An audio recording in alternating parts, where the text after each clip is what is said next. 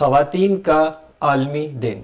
اللہ کے رسول صلی اللہ علیہ وآلہ وسلم نے فرمایا کہ جو لوگ اپنے اہل کے ساتھ اچھے ہیں وہ قیامت میں ایسے ہی ساتھی ہوں گے جیسے ہاتھ کی یہ دو انگلیاں۔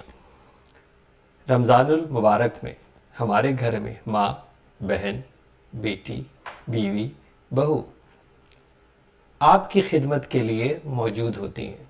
آپ لوگوں سے گزارش ہے کہ ان کو ابھی روزہ ہوتا ہے اور وہ روزہ رکھ کے آپ کے لیے تمام وہ پکوان بناتے ہیں۔ تو اگر کبھی پکوڑوں میں مرچیں زیادہ یا نمک کم ہو جائے تو تنقید کے بجائے حوصلہ افزائی کیجیے، تعریف کیجیے، ان کے اہمیت کا اندازہ کیجیے اور ان کو بتائیے کہ وہ کتنی اہم ہے۔